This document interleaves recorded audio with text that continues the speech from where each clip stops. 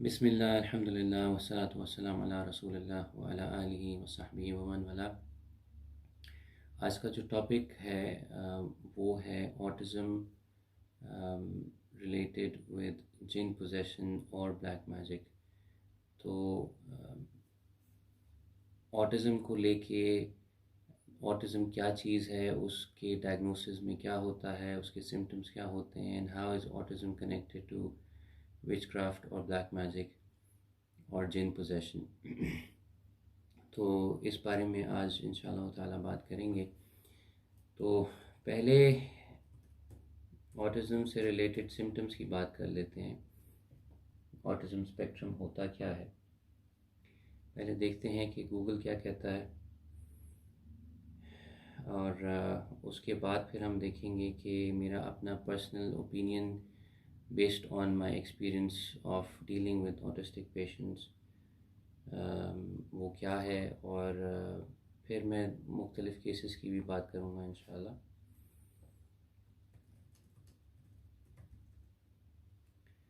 तो पहला सवाल जो है वो गूगल पे मैंने टाइप किया है, what is autism spectrum disorder. Autism spectrum disorder is a developmental disability caused by differences in the brain.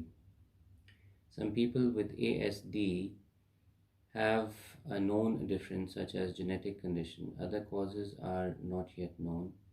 Scientists believe there are multiple causes of ASD that act together to change the most common ways people develop.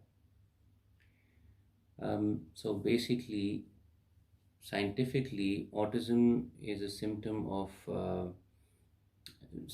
of brain disorder जो develop होता है in a human being after they are born, और उसका जो diagnosis है typically 1 से 2 साल के अंदर एडवांस्ड डॉक्टर्स उसको डायग्नोस कर सकते हैं, और उसमें ज़्यादातर जो रिपीटेटिव बिहेवियर होता है बच्चों का उसको नोट किया जाता है। बट ऑब्वियसली ऑटिज़म को लेके एक पूरी स्पेक्ट्रम को लेके एक बहुत बड़ा वास्ट फील्ड है जिसमें ऑटिज़म कम भी हो सकता है और बहुत ज़्यादा सिवियर भी हो सकता है, और सिवियर केसेस में inability to learn languages, inability to speak properly, communication नहीं हो पाती, और इनएबिलिटी टू communicate pain, or inability to communicate hunger, या inability to communicate कि the person needs to go to the toilet, और कुछ केसेस में ब्रेन ओवर एक्टिव हो जाता है। तो काफ़ी दफ़ा लोग जो हैं वो बिल्कुल ज़्यादातर चुप रहते हैं, मगर उनकी जो मेंटल कैपेसिटी होती है इन मैथमेटिक्स फॉर एग्ज़ाम्पल या in any other field of studies वो काफ़ी एडवांस्ड होती है। तो ऑटिज़म को लेके टिपिकली ये होते हैं सिम्टम्स। फिर दूसरा सवाल ये आता है जी, what is the main cause of autism. autismsociety.org ये कहती है कि there is no known single cause for autism spectrum disorder या ASD, but it is generally accepted that it is caused by abnormalities in brain structure or function. Brain scans show differences in the shape and structure of the brain in children with autism compared to in neurotypical children.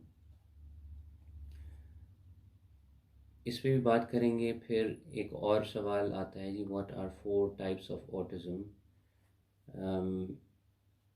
Autism spectrum disorder, Asperger's syndrome, childhood disintegrative disorder, pervasive developmental disorder not otherwise specified.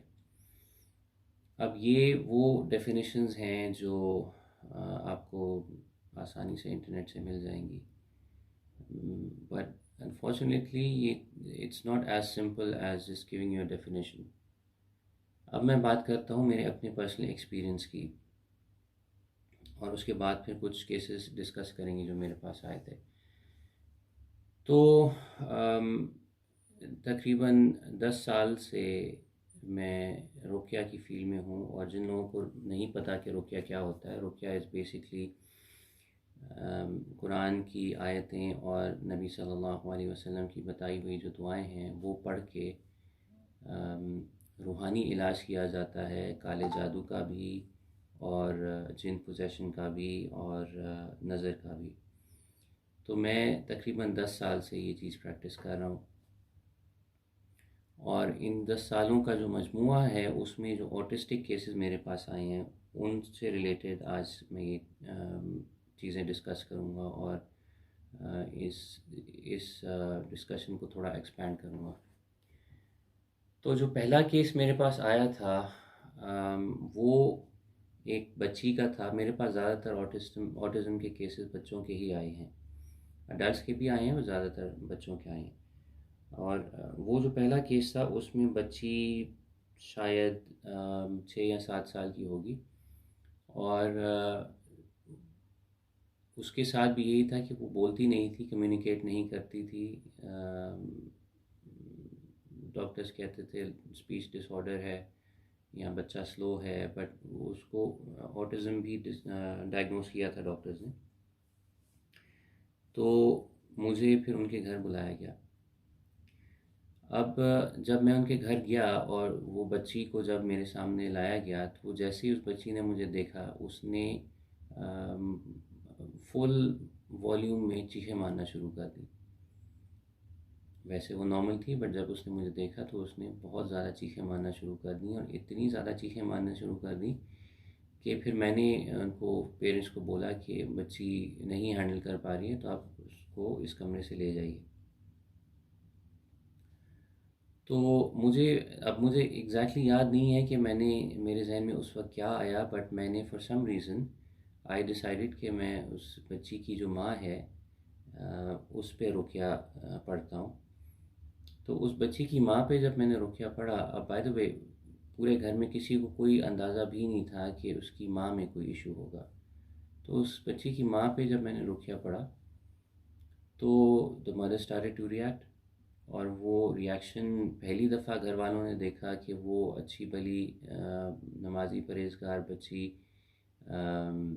उसने बुरी बुरी गालियाँ देना शुरू कर दी। और उससे फिर मैंने एक डायग्नोसिस बनाया कि अच्छा, बच्ची में जो ऑटिज़म है it could be connected to the mother.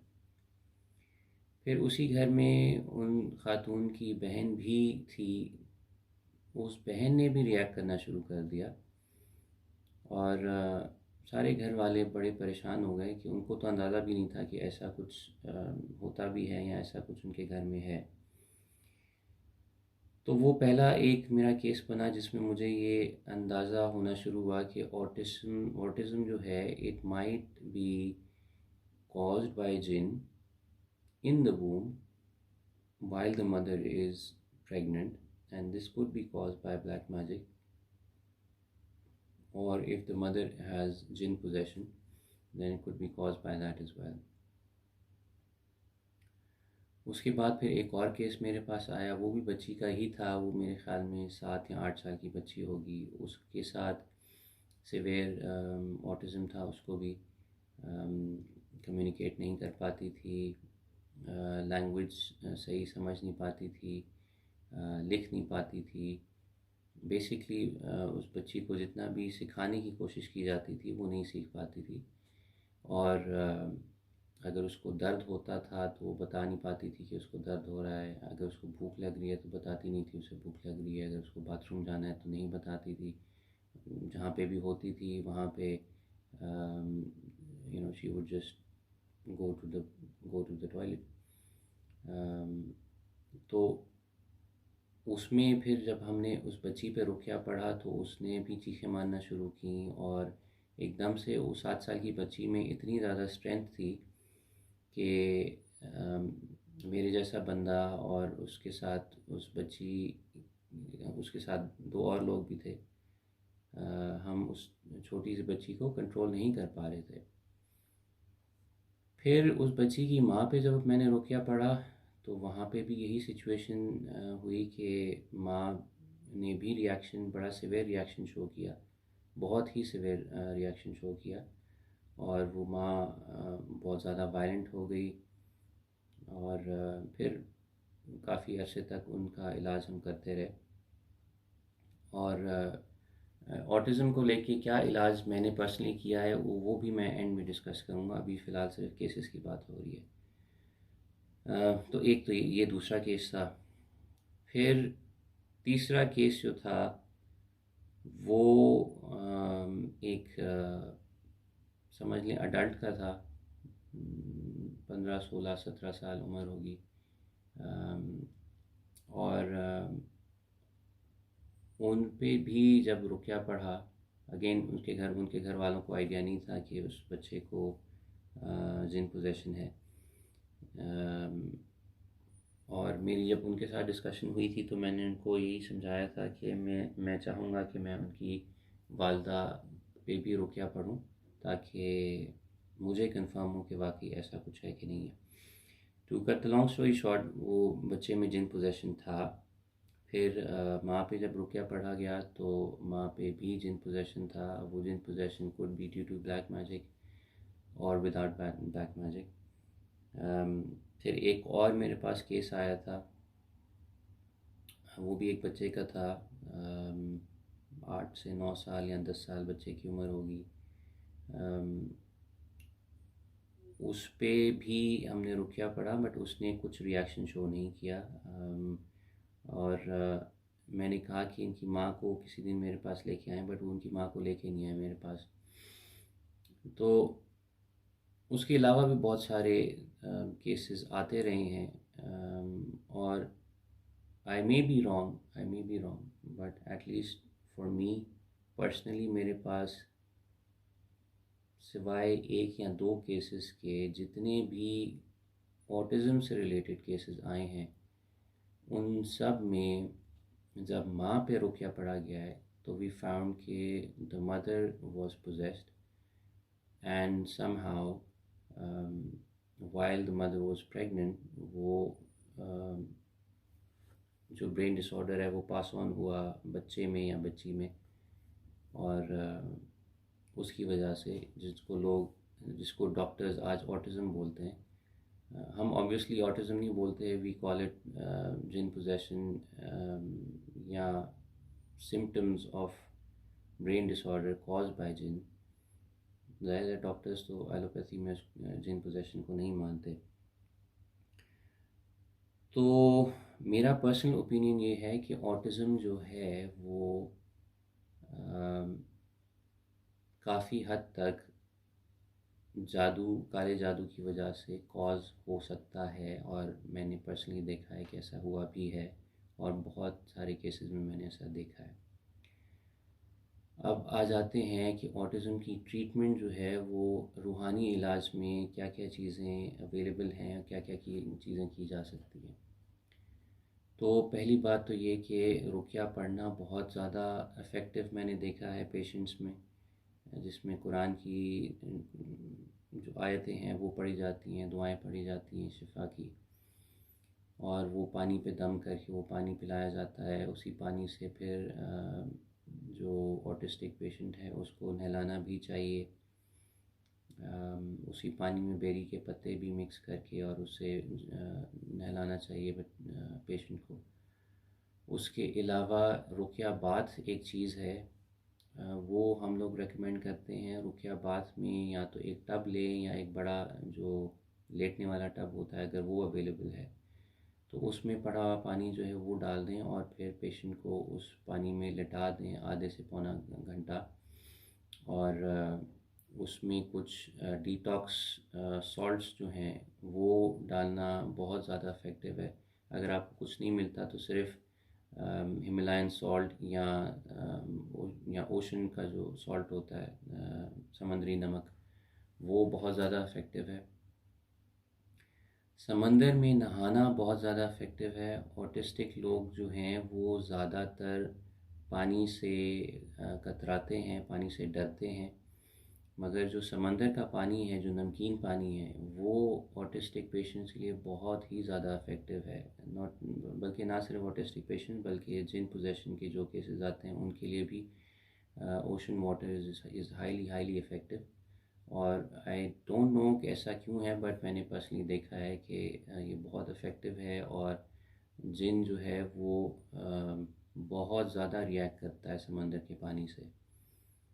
इसके पीछे वजह क्या है अभी तक I don't know, but this is what we found with our experience. उसके अलावा सर पे हिजामा बहुत ज़्यादा इफ़ेक्टिव है, और रेगुलर हिजामा पूरी बॉडी का करवाना बहुत ज़्यादा इफ़ेक्टिव है। साथ ही साथ जो स्पीच थेरेपी या रिपीटेड थेरेपी, रिपीटेड ट्रेनिंग उन बच्चों की बहुत इफ़ेक्टिव होती है, जिसमें एक चीज़ बार बार रिपीट की जाए ताकि उनके जहन में वो चीज़ बैठना शुरू हो। ये मैंने देखा है कि वन ऑन वन सेशंस बहुत इफ़ेक्टिव होते हैं, बजाय इसके कि आप पेशेंट को किसी स्कूल या किसी स्पेशल स्कूल में भेजें जिसमें एक से ज़्यादा बच्चे हों। तो वो टीचर का जो टीचर की जो कंसंट्रेशन होती है वो एक बंदे पे नहीं होती, वो इतना ज़्यादा इफ़ेक्टिव नहीं है। तो one on one concentration on a child is extremely important. तो उसके अलावा